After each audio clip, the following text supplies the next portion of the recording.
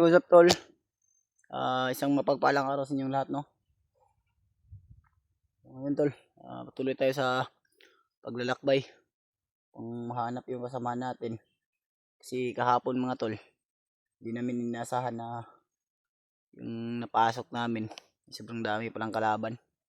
Kala namin ay kunti lang, pero may mga nagsidatingan at may mga ulasan o kaya hindi namin naiwasan na magkahiwalay. Kasi sobrang dami talaga, tol. Sobrang dami rin yung humabol sa akin. Kaya hindi talaga may iwasan na may layo. Pero hindi ko alam, tol, kung ako lang ba yung nailayo sa kanila o magkasama ba silang tatlo. Sana ay magkita-kita rin kami kaagad upang matagpuan namin yung iba naming kasamahan. Hindi talaga may iwasan, tol, na magkahiwalay, lalong lalo na kapag nagkaipitan na talaga.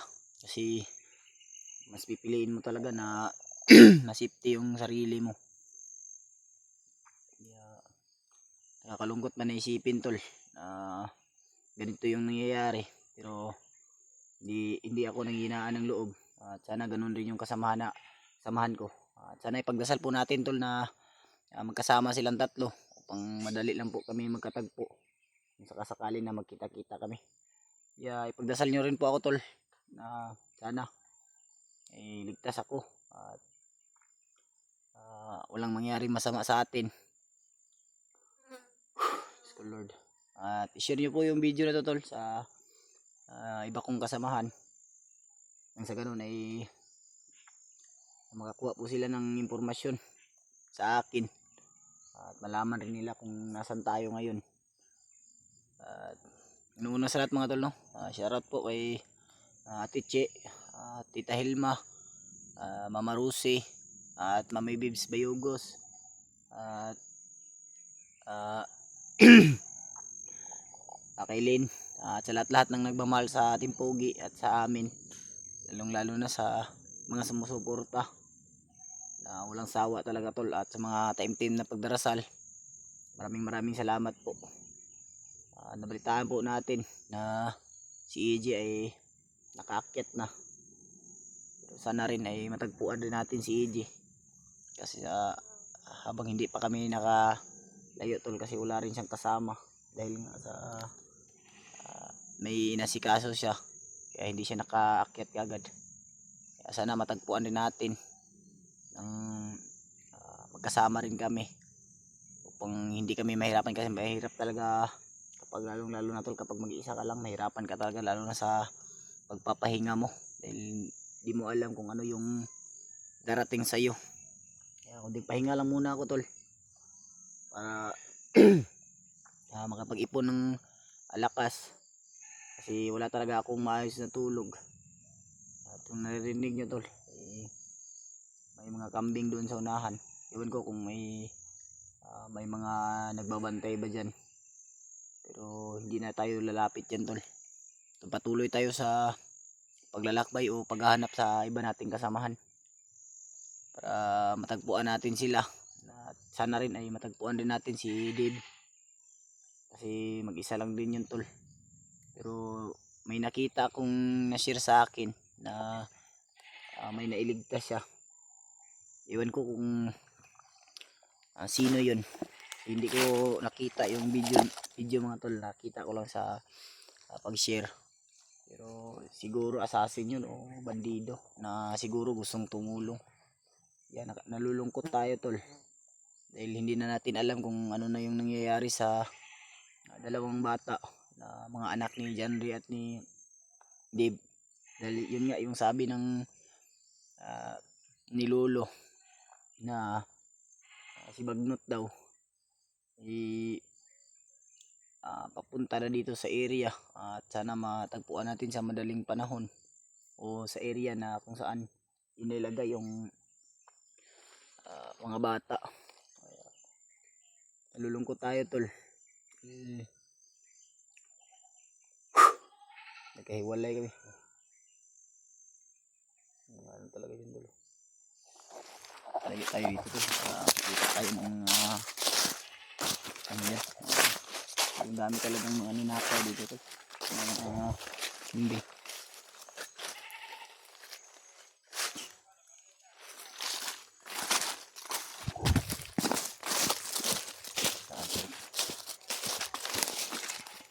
Laban tol.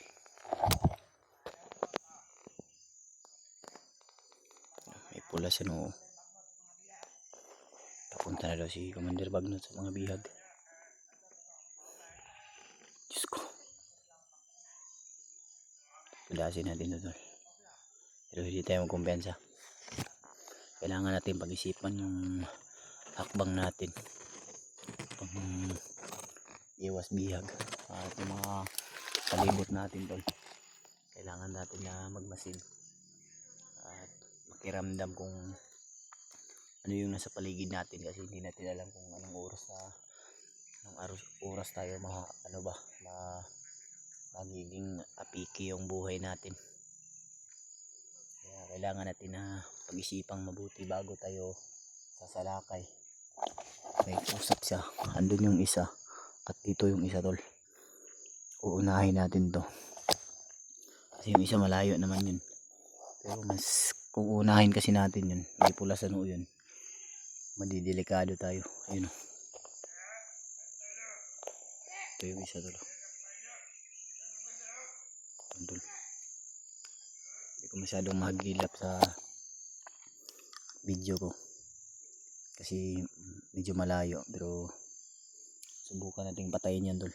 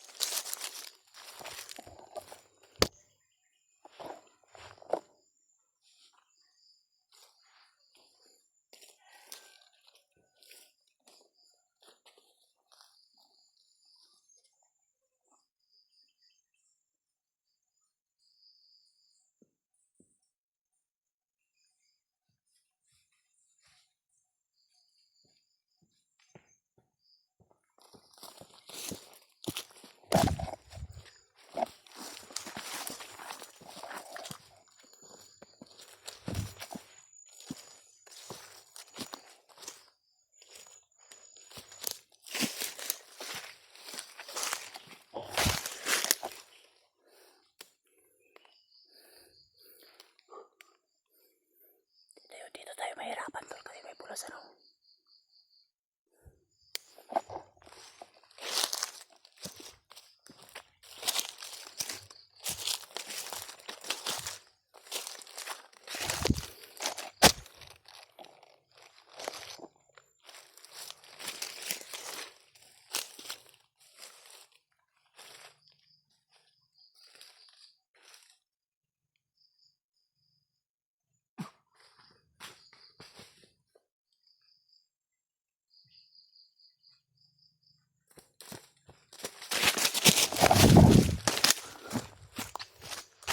Ganda yung ano mo, may putsa tol.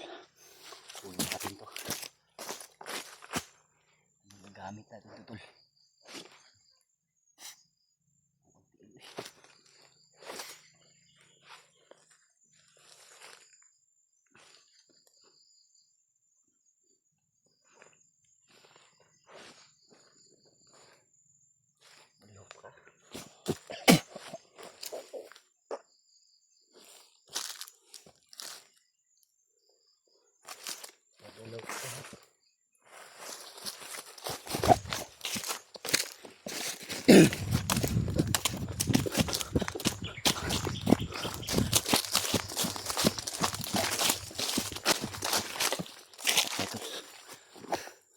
Ganda yung boots niya.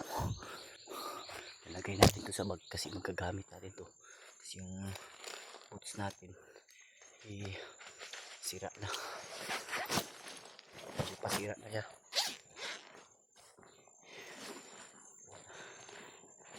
Tago natin tol. Kasi magagamit natin to. Medyo mabaho pero pag nakakita tayo ng tubig pwede naman natin yan i-ano, kundi sa patag pwede naman natin na malabhan.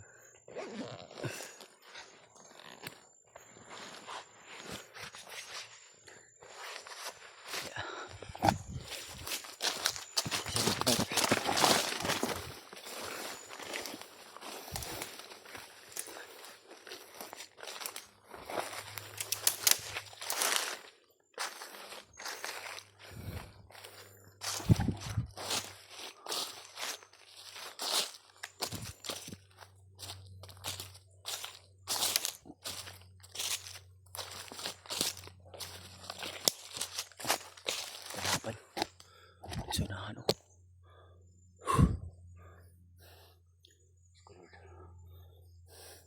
Ang dami tol.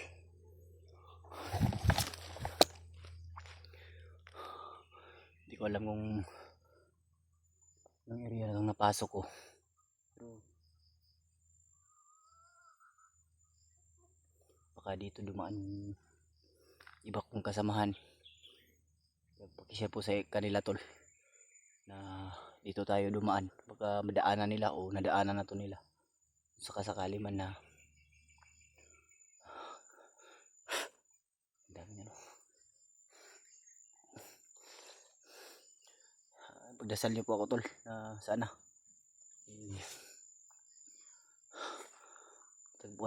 tagpuan na natin sila kaagad.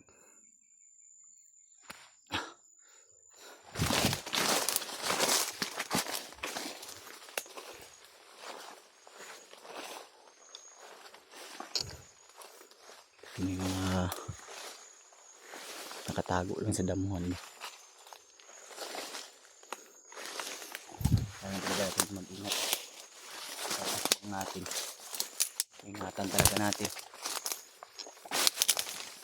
Mahirap kapag nabihag ka hindi mo alam yung gagawin sa'yo, kaya iniingatan nyo talaga na kaya mahuli tol.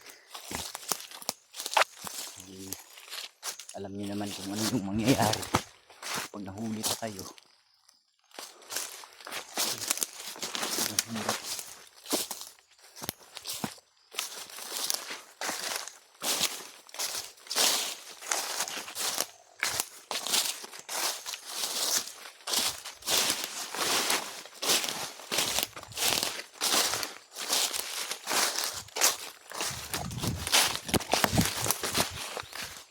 Tayo na pa.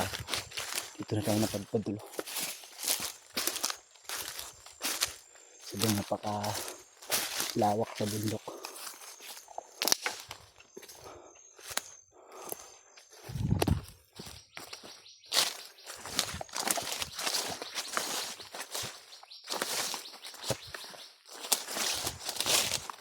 Buti na lang mabilis natin napatay yung natula sa utol dahil orasyon muna yung ginamit ko bago ko binalian ng leeg.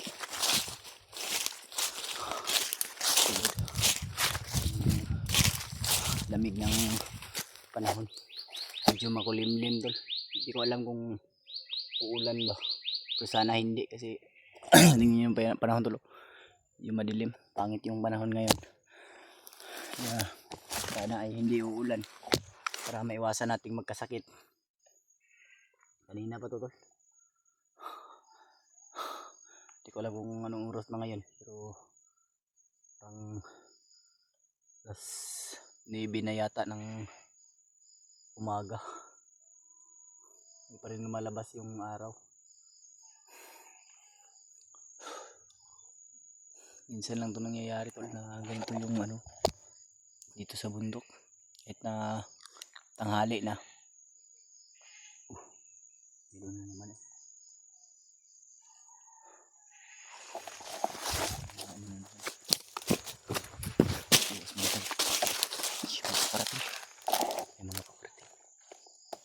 Bitbit ng mga kambing tol. Bakit kaya nila iniipon yung mga kambing? Siguro may may kasiyahan siguro sila kaya sila nag-iipon ng mga kambing. May mga may dumadaan. May dalang kanding. Iwan ko kung hindi masyado makita dito tol, pero ako nakikita ko. Medyo malayo man sa sila. Nagdala sila ng mga kambing. Tapos yung makita natin doon, may kambing din doon banda. Hindi ko alam kung anong gagawin nila dyan.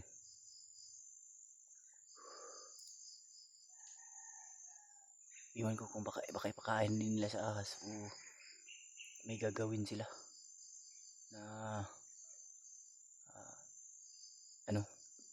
party ba siguro, magpa-party ba sila o ano ba? Pupunta na natin.